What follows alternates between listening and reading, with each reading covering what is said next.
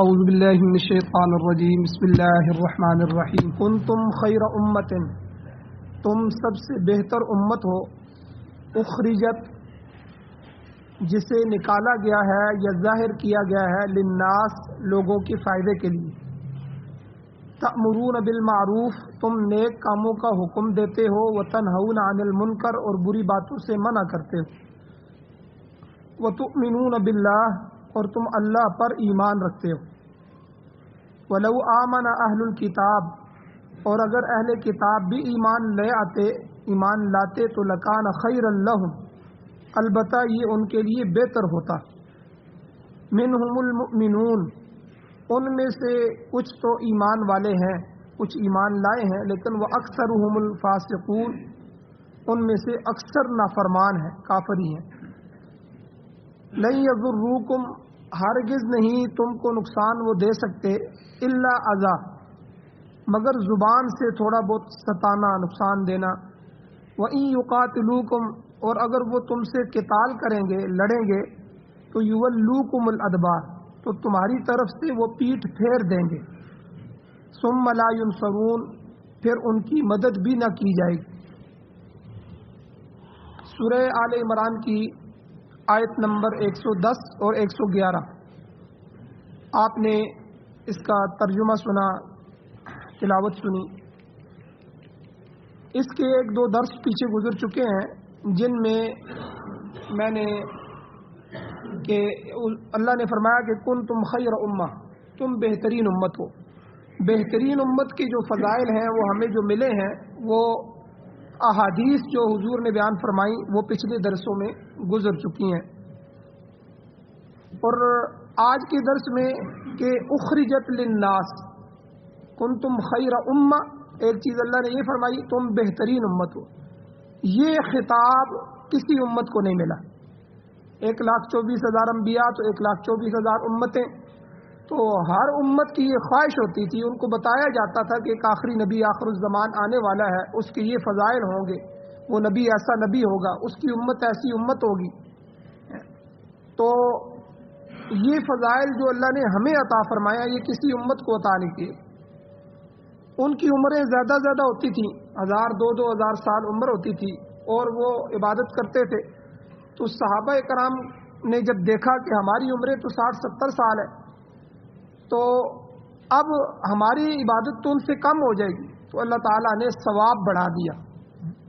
آپ ایک عمل کرتے ہیں، اخلاص کے ساتھ کرتے ہیں، تو 7 لاکھ تک اللہ ثواب عطا فرما دے۔ تو اللہ نے اس امت کا ثواب بڑھا دیا، درجہ بڑھا دیا، فضیلتیں بڑھا دی۔ تو بہرحال یہ فضیلت خیر امت ان کی کیوں ملی کہ ایک تو اخرجت للناس، اللہ خود کہتے ہیں کہ اس امت کو لوگوں کے لیے نکالا گیا، لوگوں کی نفع رسانی کے لیے، لوگوں کے فائدے کے لیے ظاہر کیا گیا، اور یہ فائدہ 3 طریقوں سے ہوتا ہے، اور اللہ نے یہاں تینوں طریقے آگے ذکر فرمائے کہ پہلی بات یہ کہ تأمرون بالمعروف تم نیک کاموں کا حکم کرتے ہو۔ تو نیک کام کا حکم کرنا یہ اللہ کی طرف سے فرض ہے، اس کی مکمل تشریح پیچھے بھی گزر چکی ہے۔ اس میں پیچھے جو ہے وہاں امر کا صیغہ استعمال ہوا ہے، حکم دیا کہ چاہیے کہ تم میں سے ایک جماعت ایسی ہو کہ جو نیک کام کا حکم کرے، حکم دیا۔ لیکن یہاں اللہ فرماتے ہیں کہ نہیں، تمہارا اعزاز یہی ہے، یہاں مضارع کا صیغہ استعمال کیا، یعنی تم نیکی کا حکم دیتے ہو، یہ نہیں فرمایا کہ تم نیکی کا حکم دو۔ تو مطلب کیا کہ تمہارا یہ اعزاز ہے کہ تمہارا یہ کام ہے، تمہاری یہ ذمہ داری ہے کہ جہاں بھی جو بھی نیکی ہے اس نیکی کا تم حکم دو۔ اب سوال پیدا ہوتا ہے کہ نیکی ہے کیا، کس نیکی کا حکم دیا جائے؟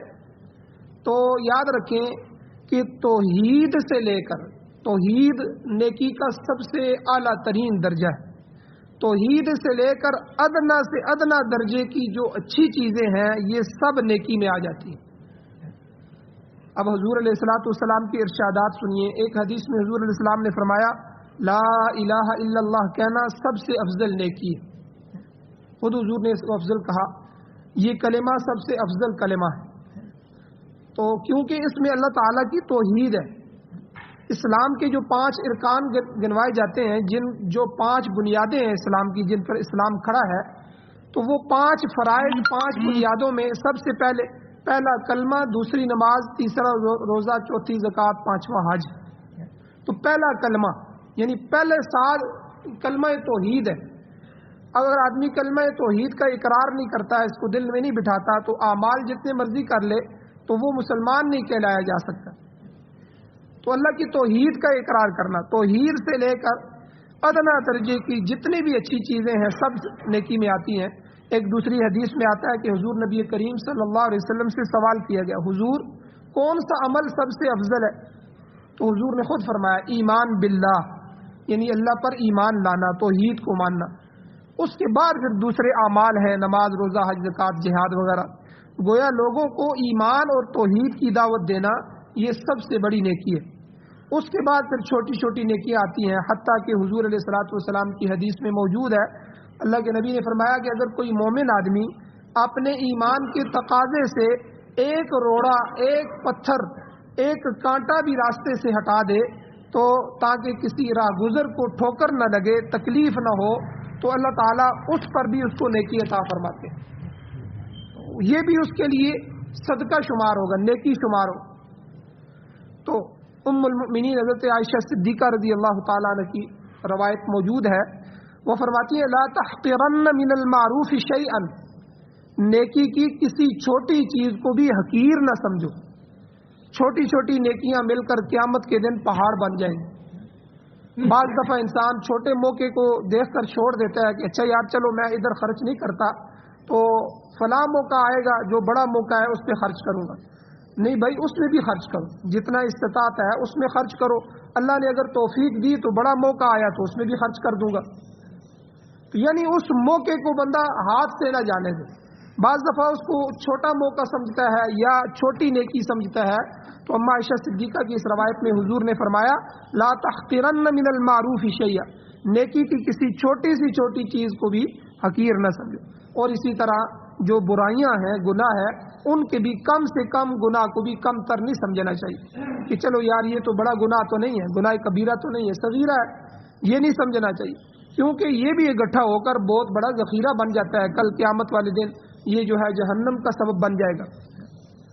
تو ایک بات تو یہ ہے کہ اس امت کو یہ اعزاز اس لیے ملا کہ یہ نیکی کا حکم کرتے ہیں، اور دوسری صفت اس کی کیا ہے، وَتَنْهَوْنَ عَنِ الْمُنْكَرِ، کہ تم بری باتوں سے منع کرتے ہو۔ بری چیزوں میں جس طرح نیکی میں توحید سے لے کر ادنا سے ادنا جو ہے ساری نیکیاں آتی ہیں، اسی طرح برائی میں کفر اور شرک سے لے کر کفر، ٹھیک ہے، یہ اللہ کا انکار کر دینا، ٹھیک ہے، یہ توحید کے مقابلے میں شرک کر دینا، یہ کفر اور شرک سب سے بڑی برائی ہے۔ اس سے لے کر نیچے بدعات، رسومات اور برائیاں، فسق، فجور اور ہر قسم کی بد اخلاقی، اور اسی طرح نامعقول اور لا یعنی باتیں، یہ سب کی سب جو ہے یہ برائی کی لسٹ میں شامل۔ کوئی بندہ، آخری آدمی کوئی کسی سے بات کر رہا ہوتا ہے تو یاد رکھیں یہ ہماری ہر بات شمار ہوتی ہے، یہ ہماری ہر بات گناہ بھی بن سکتی ہے، نیکی بھی بن سکتی ہے۔ اگر ہم نے کسی کی بات کی ہے تو ہو سکتا ہے یہ غیبت بن جائے، ہو سکتا ہے یہ بہتان بن جائے، ہو سکتا ہے یہ کوئی اور گناہ بن جائے، ہو سکتا ہے میرے منہ سے نکلے ہوئے 2 لفظ گالی کے ہوں۔ تو یہ الفاظ بڑے قیمتی ہیں، تو لا یعنی گفتگو نہ کی جائے جس کا کوئی فائدہ نہیں ہے۔ تو بلکہ ہمارے بزرگوں میں سے، اولیاء میں سے ایسے لوگ بھی گزرے ہیں کہ فضائل اعمال میں واقعات آتے ہیں کہ ایک دفعہ ایک بزرگ کے گھر میں کوئی آدمی آئے دعوت کے لیے، تو وہ بیٹھے تو انہوں نے دیکھا چھت میں کہ ان کی جو شاتیر ہے وہ تو ٹوٹ گئی ہے، جس پہ چھت کھڑی ہے وہ تو ٹوٹ رہی ہے۔ تو انہوں نے بزرگوں کو کہا کہ بھائی اللہ والو کہ یہ جو شاتیر ہے اس کو بدل دو۔ تو انہوں نے قسم اٹھا کے کہا کہ میں نے اس مکان میں 30 سال یا 35 سال کا عرصہ گزارا ہے، میں نے کبھی جو ہے اس کی طرف، چھت کی طرف نظر اٹھا کے دیکھا ہی نہیں ہے اس کی شاتیریں کتنی ہیں، یعنی مجھے ضرورت نہیں ہے، میں ویسے ہی لا یعنی اس کو دیکھتا رہوں، گنتا رہوں کہ یہ کتنی ہے۔ تو یعنی اس کو بھی ان حضرات نے جو انتہائی تقوی کے عالم میں ہوتے ہیں اس کو بھی لا یعنی سمجھتے۔ اور اسی طرح कई दफ़ा किसी के साथ वो रहते हैं, कई दफ़ा उसके बारे में नहीं पूछते कि भाई हो सकता है ये बताना ना चाहता हो, ठीक है, तो ये लायानी में न चला जाए। तो यानी इतनी एहतियात करते थे हमारे हजरात जो है। तो बहरहाल हर किस्म की बुराई से मना करना, तनहौना अनिल मुनकर, ये इस उम्मत का एजाज़ है, ये इसकी सिफ़त है। इसमें कुफ्र और शिरक से लेकर और इंतहाई कम तर जो लायानी गुफ्तगू है, इस तक की सारी बातें मुनकरात में शामिल हैं, बुराइयों में शामिल है। तो इनसे रोकना। अब इनसे रोकने की तशरीह इससे पहले गुजर चुकी है कि ये रोकना तो या तो हुजूर ने क्या फरमाया, कभी हाथ से होता है, अल्लाह ने ताकत दी है तो हाथ से रोको। अगर हाथ की ताकत नहीं है तो जुबान से उसको मना कर दो, जुबान से रोको। अगर जुबान से नहीं है तो दिल में कम अज कम उसको बुरा समझो ये। और इसी तरह कलम से रोकना और तलवार से रोकना, ये भी जो है इसमें आता है बुराई से रोकना। अबू दाऊद शरीफ की रवायत है, हुजूर अलैहिस्सलातु वस्सलाम का इरशाद है, हुजूर ने फरमाया जाहिदुल कुफ्फार वल मुशरिकीन बि अमवालिकुम व अनफुसिकुम व अलसिनतिकुम, काफरों और मुशरिकों के साथ माल और जान और जुबानों के साथ जिहाद करो। जुबानों के साथ जिहाद करना क्या है? ये जो तबलीग का काम है, ये भी एक तरह का जो है जुबान से किसी को समझाना है। अगर तौहीद, ईमान और दीगर नेकी की बातें फैलाने के लिए कोई मजमून लिखा जाए, कोई तहरीर लिखी जाए, कोई रिसाला जारी कर दी जाए, कोई दस्तावेज तैयार की जाए या कोई किताब लिखी जाए, तो ये सब कलम के जरिए कलमी जिहाद होगा। बाज़ दफ़ा किसी मुफ्ती का एक फतवा इतना काम कर जाता है कि जितनी तलवार काम नहीं करती।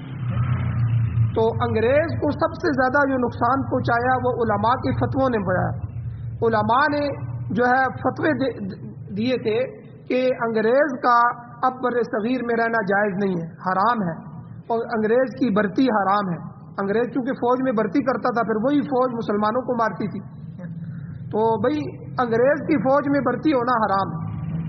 जब ये फतवा आ गया, अब चूँकि मुसलमान होते हैं वो उलमा पर एतमाद करते हैं, तो अब उसमें जो है वो अंग्रेज़ तेरी परेशानी हो गई। तो इसलिए बाज़ दफ़ा एक तहरीर जो है वो इतना काम कर जाती है जो कई तलवारें काम नहीं कर सकती। तो इसलिए अगर साहिब इस्तिताअत है तो ताकत के ज़रिए भी बुराई को रोक सकता है। और इसकी तशरीह पहले आयत में गुजर चुकी है कि अमर बिल मारूफ जहाँ फ़र्ज उमूर होंगे वहाँ फ़र्ज होता है, यानी आप नमाज के लिए अपने बच्चों को सख्ती से कहें क्योंकि वो फ़र्ज है, तो इसके लिए उनको कहना भी फ़र्ज है। और जहाँ कोई चीज़ें वाजिब हैं तो वहाँ अमर बिल मारूफ नही अनिल मुनकर भी वाजिब होगा। जहाँ सुन्नत उमूर है, मुस्तहब उमूर है, तो वहाँ सुन्नत और मुस्तहब दर्जे में होगा। तो इसलिए अब तहज्जुद जो है वो फ़र्ज नहीं है, नफल है। अगर आप तहज्जुद पढ़ते हैं तो उसमें फिर औलाद को कभी कभी उठा दिया जाए, तो लेकिन नमाज जो है वो फ़र्ज है, उसके लिए हर हालत में उठाया जाए। बल्कि हुजूर अलैहिस्सलातु वस्सलाम ने फरमाया बच्चे को 7 साल में सिखाना शुरू कर दो। 10 साल का बच्चा न पढ़े तो उसको मार को पढ़ाओ। ये इतना उलुल अज़म काम है, अल्लाह की तरफ से इतनी मुतवज्जे कर जाने वाली चीज़ है। तो बहरहाल इन चीज़ों में जो आदमी की जितनी ताकत हो उतनी ताकत से उस काम को करना चाहिए और उस बुराई को रोकना चाहिए। तो इसमें एक मसला उलमा ने ये लिखा है, अगर तजर्बे की बिना पर ये पता चले कि उसकी बात कोई नहीं सुनेगा तो जो ज़ुबानी जिहाद है उसको छोड़ने की भी इजाज़त है कि ज़ुबान से फिर न कहे। तो इसके अलावा जो आदमी ताकत वाला है, साहिब इक़्तिदार है, हुकूमत है, ठीक है, उनके ऊपर तो फ़र्ज है कि वो बुराई को ताकत से रोके। जब इस्लामी हुकूमत आ जाती है तो फिर वो बुराइयों को सरेआम नहीं करने देती, उस पर वो कोड़े रखते हैं, कोड़ा लगाते हैं, ये उनके ऊपर फ़र्ज है क्योंकि अल्लाह ने उनको इक़्तिदार दिया है, तो वो फिर अपनी ताकत से रोकें। तो आजकल तो हुकूमत उल्टे काम कर रही है। आज के दौर में नई नई बुराइयां जन्म ले रही हैं। वो कहते हैं ये नई तहजीब है, नई तहजीब के गंदे अंडे जो हैं वो पैदा हो रहे हैं और आगे उससे गंदे अंडे निकल रहे हैं। अब बहुत सी बुराइयां आज का मशगला बन गई हैं। आप अंदाज़ा लगाएं, बुराई को मशगला बना दिया गया। मसलन फोटोग्राफी है, हर दूसरा बंदा कैमरा उठा के फ़ोटो खींच रहा है, हालांकि ये सख्त तरीन गुनाह है, सख्त तरीन गुनाह है। तो फोटोग्राफी अब आम कर दी गई है, हर बंदे की जो है वो फोटोग्राफी कर रहा है। मुजस्मा साजी है कि गुड़िया और बालू, ठीक है, हर चीज़ें बाजार में बिक रही हैं। अब बाकायदा हर चीज़ जो है, पहले कारें आती थी, कार वगैरह बच्चों के खिलौने, चलो इसकी तो इजाज़त थी, لیکن جو ہے اب گڑیا اور گڑیا کے نام پہ جو ہے بہت ساری چیزیں، اور اس کے علاوہ ہر بندہ مجسمے بنا رہا، اور اسی طرح سینما ہے، ویڈیو جو ہے، اور اسی طرح ٹیلی ویژن، VCR وغیرہ ہے، انٹرنیٹ کے بہت سے فتنے ہیں. یہ موجودہ دور کی پیداواریں ہیں. بلکہ اب کھیلوں کی نئی بیماری آئی ہے، کرکٹ اور ہاکی اور وغیرہ وغیرہ. ان کو قومی سطح پہ پھر بین الاقوامی سطح پہ جو ہے کھلایا جاتا ہے، اور پھر اس پہ خوب اس کا چرچا کیا جاتا ہے. تو بلکہ اللہ معاف کرے عورتوں کی بھی ٹیمیں میدان میں آ گئی، ہر کھیل میں عورتوں کی ٹیمیں لائی گئی ہیں. اب عورت جو ہے کتنا چھپانے کی چیز ہے کہ مرد اگر پینٹ اور شرٹ پہن لے تو اس کے سارے اعضاء نظر آنے شروع ہو جاتے ہیں. عورت کو جو ہے وہی لباس پہنا کے جو ہے میدان میں اتار دیا گیا. اب وہ عورت کے ہر عضو نظر آ رہے ہیں. اب وہ عورت تو نہ رہی، بے حیائی بن گئی. پھر حکومت اس کی سرپرستی کر رہی ہے. انگریزوں اور یونانیوں کے جو کھیل ہیں ان کو پوری دنیا میں کھلایا جا رہا ہے. کئی دن متواتر یہ کھیل کھیلے جاتے ہیں. لوگ کام کاج چھوڑ کے جو ہے وہ میدان میں پہنچ جاتے ہیں، یا پھر ریڈیو پر یا ٹیلی ویژن پر یا ان کے گرد بیٹھے رہتے ہیں. اور پھر جب وہ ٹیم جیت جاتی ہے تو کامیاب ہوتی ہے تو اس پر مبارکبادیں دیتے ہیں، خوش ہوتے ہیں، مٹھائیاں تقسیم کرتے ہیں. یہاں تک کہ صدر اور وزیر اعظم تک بھی مبارکباد ٹیم کو بھیجتے ہیں. اور پھر کھیلوں پر بھاری رقمیں قوم کی رقمیں خرچ کی جا رہی ہیں. یعنی جو ہمارا ٹیکس ہے تو فضولیات میں ان پر جو ہے ان کی تنخواہوں میں اور ان کے پتہ نہیں کن کن چیزوں میں اربوں روپے کے اخراجات ان پر کیے جا رہے ہیں. تو ذرا اندازہ لگائیں اس سے کون سا مقصد حاصل ہوتا ہے. یہ محض لہو و لعب ہے، فضول خرچی ہے، اور انتہائی جو ہے گناہ ہے، اور وقت اور روپے کے جو ہے اسراف ہے. اب یہی پیسہ، یہی وقت اگر مظلوم کی مدد کرنے میں لگتا، تکلیف زدہ کی تکلیف دور کرنے میں خرچ ہوتا تو یہ قوم کا فائدہ تھا. اب لوگوں کو کبیر رسومات اور کفر اور شرک سے باہر نکالنے پر جو ہے اس رقم کو خرچ کیا جاتا. لیکن یہاں سارے معاملات الٹے ہو رہے ہیں. تو اور عوام کے اندر بہت سے گناہ ایسے آ گئے ہیں. مثلا قبروں کو پختہ کرنا. پہلے کوئی ایک قبر پختہ کرتا تو سارے اس کو غصہ ہوتے تھے، پورے قبرستان میں ایک قبر کو بھی پختہ نہیں ہونے دیتے تھے. آج یہ رواج بن گیا ہے، اور اس کو بلکہ ثواب سمجھا جاتا ہے کہ بھئی اب آپ کے والد فوت ہوئے ہیں، سب سے پہلے ان کی قبر باندھو، قبر کو پختہ کرو. اللہ معاف کرے. حالانکہ نبی علیہ الصلوۃ والسلام کا ارشاد ہے، حدیث میں آتا ہے، حضور نے فرمایا لا تجسسوا، پختہ قبریں مت بناؤ. یہ جتنا بھی سارا مٹیریل ہے، سیمٹ ہے، بجری ہے، اینٹیں وغیرہ ہیں، یہ حرام کاموں میں صرف نہ کرو. شریعت میں پختہ قبر بنانے کی بالکل اجازت نہیں. یہی دولت آپ کسی نیک کام میں خرچ کریں، کسی مسجد کی تعمیر میں خرچ کریں، کسی غریب کے جو ہے ایک کوٹھڑی بنا کے اس کو دے دے، بیچارہ اس کی چھت بن جائے گی. تو بہرحال یاد رکھیں یہ ساری چیزیں، یہ ساری برائیاں جو ہے اب اچھائیوں کی صورت میں ہمارے اندر رائج ہو گئی ہیں. اب روکا جائے تو کہتے ہیں جی یہ علماء ہیں، یہ ان کا تو اور کام ہی کوئی نہیں ہے. تو اس لیے میرے بھائیوں، تو اس امت کا اعزاز اللہ کیا فرما رہے ہیں کہ تمہارا اعزاز یہ ہے کہ تم تنہون عن المنکر. دوسری صفت یہ ہے تم تو برائی سے روکنے والے. یہ لقب اللہ نے اسی لیے تمہیں عطا فرمایا کہ امر بالمعروف اور نہی عن المنکر، نیکی کا حکم کرتے ہو اور برائیوں سے منع کرتے. اور اللہ تعالیٰ نے دوسری جگہ قرآن مجید میں فرمایا کہ تم بہتر امت ہو جس کو لوگوں کی نفع رسانی کے لیے پیدا فرمایا گیا ہے. امت وسط فرمایا سورہ بقرہ میں کہ تم درمیانی امت ہو. لتکونوا شہداء علی الناس، تاکہ تم دوسرے لوگوں پر گواہ بن جاؤ. گویا رسول تمہارا معلم ہے، استاد ہے رسول اللہ صلی اللہ علیہ وسلم، اور تم دوسرے لوگوں کے استاد ہو. کیا مطلب کہ پہلے انبیاء آتے تھے، امت کو یہ اعزاز نہیں ہوتا تھا کہ وہ آگے انبیاء والا کام کریں. نبی اپنا کام خود کرتا تھا، وہ چلا جاتا تھا، پھر دوسرا نبی آتا تھا. اس امت کو نبیوں والا کام دیا گیا کہ اب حضور کے بعد کسی نبی نے نہیں آنا. حضور نے اسی حجۃ الوداع کے خطبے میں صحابہ کو فرمایا تھا کہ اے میرے صحابہ، پہلی بات یہ بتاؤ کہ مجھے اللہ نے ایک پیغام پہنچانے کے لیے تمہاری طرف بھیجا تھا، کیا میں نے وہ پیغام پہنچا دیا؟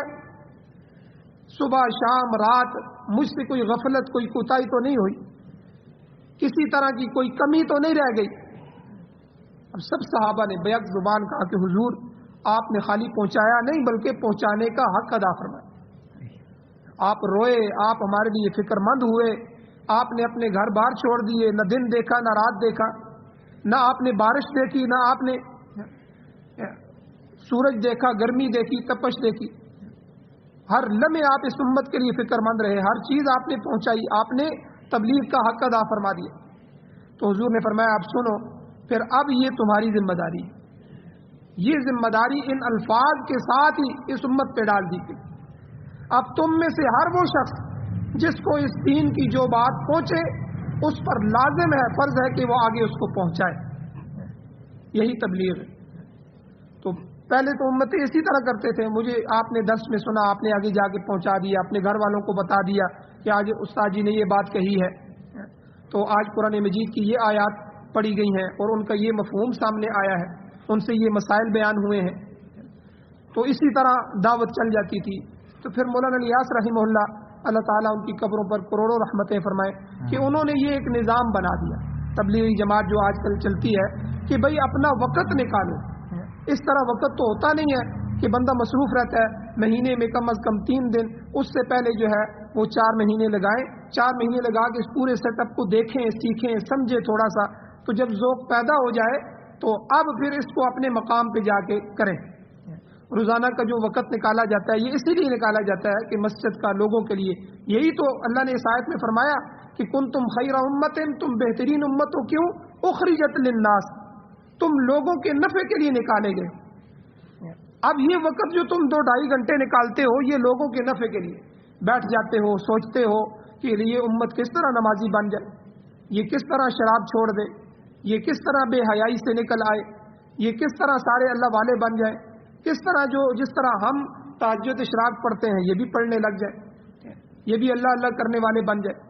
تو یہ جو فکر ہے تو یہ اس امت کا تمغہ امتیاز ہے, یہ اس کا خصوصی وصف ہے. تو بہرحال اللہ تعالیٰ نے یہاں یہ فرمایا. اور آگے اللہ نے فرمایا اہل کتاب کے بارے میں جو یہود و نصارہ اسلام کے دشمن تھے.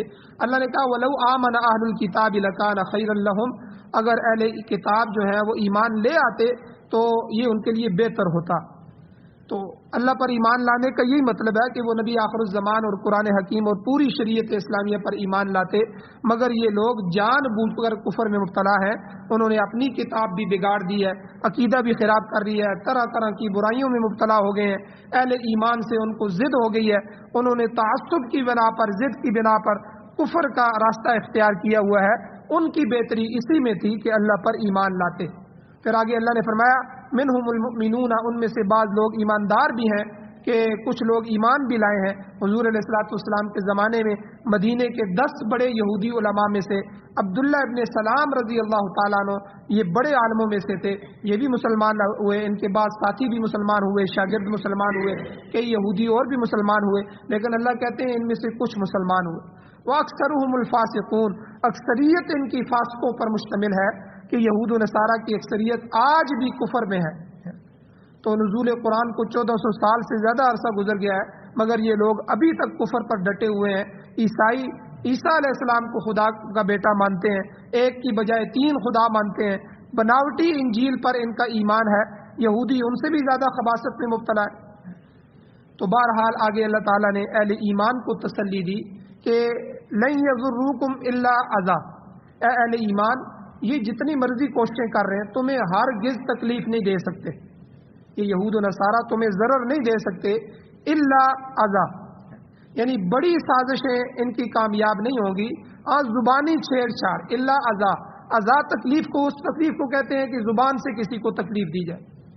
جیسے حضور علیہ السلام کے زمانے میں یہودیوں نے مسلمانوں کے خلاف بڑی بڑی سازشیں کی مگر اللہ نے ہر سازش کو ناکام فرما دیا. البتہ زبان سے وہ حضور کو اور مسلمانوں کو کچھ تکلیف دیتے تھے, کچھ جملے کہہ دیتے تھے. تو اللہ نے ایمان والوں کو فرمایا وَأَنْتُمُ الْأَعْلَوْنَ إِن كُنتُم مُؤْمِنِينَ, تم ہمیشہ اگر ایمان پر قائم رہو گے اللہ تمہیں بلند فرماتے رہیں گے. یہ اللہ کا وعدہ ہے, اللہ تمہیں کبھی ذلیل نہیں ہونے دیں. اور اللہ نے فرمایا وَإِن يُقَاتِلُوكُمْ, اگر اہل کتاب تم سے لڑائی کے میدان میں آ جائیں, ٹھیک ہے, میدان میں نکل کے آ جائیں ایمان والوں سے, تو يُوَلُّوكُمُ الْأَدْبَارَ, وہ آخر کار اپنی دوبر پھیر کے پیٹ پھیر کے بھاگیں گے۔ آپ دیکھیں یہ جو جنگ ہوئی ہے افغانستان میں، یہ جنگ ہوئی یہودیوں اور عیسائیوں کی ہے۔ یہ عیسائیوں نے کراس وار صلیبی جنگوں کے نام سے صدر بش نے اس کا اعلان کیا تھا، اور پیچھے یہودی تھے۔ یہودی اور عیسائیوں کی یہ جنگ تھی ایمان والوں کے ساتھ۔ آخر اللہ کا یہ وعدہ، یہ آیت جو بتا رہی ہے، اگر تم ایمان والے ہوگے اللہ تمہیں بلند فرمائیں گے، ایک بات۔ اور دوسرا کہ ان یخذلکم فمن ذا الذی ینصرکم من بعدی، تمہاری بدعمالیوں کی وجہ سے اگر تو خدا تمہیں رسوا کر دے تو پھر تمہارا کوئی مددگار نہیں ہوگا۔ اللہ قرآن میں خود فرماتے ہیں تم بدعمال ہو جاؤ گے، پھر رسوا ہو جاؤ گے، پھر تم اللہ پہ گلہ نہیں کر سکتے۔ جب تم نے اللہ کو چھوڑ دیا، ایمان کو کمزور کر دیا، پھر اب دیکھیں برما کے جو مسلمان ہیں وہ اٹھ کے جہاد نہیں کرتے، مار کھا لیتے ہیں۔ کشمیر کے مسلمان ہیں، مار کھا لیتے ہیں، آگے جہاد نہیں کرتے ان کو۔ اور فلسطین کے مسلمان ہیں تو اب ان کو 70-80 سال ہو گئے ہیں، اور انہوں نے 21 سال میں فیصلہ کروا لیا۔ ان کے خلاف لڑنے والی ایک طاقت ہے، ادھر انڈیا ہے کشمیر میں، ادھر برما کی اپنی حکومت ہے، اور وہاں یہودی ہیں، چند یہودی ہیں جو فلسطینیوں کو تنگ کر رہے ہیں، اور ان کے خلاف پوری دنیا آ گئی۔ 60 ممالک تو میدان میں آئے اور باقی سارے ان کے معاون بنے۔ لیکن کیا تھا؟ ایمان کی طاقت تھی۔ تو اللہ تعالیٰ نے بتا دیا کہ آج 14 صدیاں گزرنے کے بعد بھی اگر کوئی ایمان کے ساتھ آئے گا، حالانکہ یہ ایمان وہ نہیں ہے جو صحابہ کا ہے، لیکن بہرحال پھر بھی ان کا ایمان نظر آ رہا تھا، چند کمزوریوں کے ساتھ بھی ایمان کی پختگی تھی۔ تو اللہ تعالیٰ نے یہی وعدہ سچ فرما دیا۔ اللہ نے کہا لن یضروکم الا اذی، تمہیں کبھی بھی یہ نقصان نہیں دے سکتے۔ ہاں زبان سے بک بک کرتے رہیں، یہ ان کا کام ہے، کبھی میڈیا کے ذریعے، کبھی پوری دنیا کے جو ہے وہ ٹی وی چینلوں پہ آ کے کبھی کیا کہتے ہیں، کبھی یہ ان کا کام ہے، یہ کرتے رہیں گے۔ اگر ہاں میدان میں آ جائیں، ان یقاتلوکم یولوکم الادبار، اگر جو ہے تم ایمان والے ہوگے تو یاد رکھنا آخر کار یہ پشت پھیر کے بھاگیں گے، اور اللہ تعالیٰ نے اس کا نقشہ ہمیں آج دنیا میں دکھا دیا ہے۔ آگے اللہ فرماتے ہیں ثم لا ینصرون، پھر ان کی ہرگز مدد نہیں کی جائے گی، یہ ہمیشہ ناکام اور نامراد ہوں گے، اور اللہ نے واقعی ان کو نامراد کیا۔ اللہ جل شانہ سے دعا ہے اللہ ہمیں عمل کی توفیق عطا فرمائے، آمین۔ الحمدللہ رب العالمین والعاقبۃ للمتقین والصلاۃ والسلام علی رسولہ النبی الامی الکریم۔ یا اللہ ہماری کمیوں کو تائیوں کو معاف فرمائیے، درگزر فرمائیے، صغیرہ کبیرہ گناہوں کو معاف فرمائیے۔ یا اللہ قرآن و سنت کو سننے، سمجھنے، عمل کرنے، اس کی اشاعت کرنے کی توفیق عطا فرمائیے۔ یا اللہ ہماری نسلوں میں اور اولادوں میں قرآن کی محنت کو جاری فرمائیے۔ یا اللہ ہمیں اپنا بنا کے رکھیے۔ یا اللہ شیطان کے نرغے سے، شیطان کے حملوں سے ہمیں محفوظ فرمائیے۔ یا اللہ ہمارے ایمان کی حفاظت فرمائیے۔ یا اللہ جو بیمار ہیں ان کو شفا عطا فرمائیے، جو ایمان کی حالت سے اس دنیا سے جا چکے ہیں یا اللہ ان سب کی بخشش فرمائیے، بلند درجات عطا فرمائیے۔ صلی اللہ تعالی علی خیر خلقہ محمد وآلہ وصحبہ اجمعین برحمتک یا ارحم الراحمین۔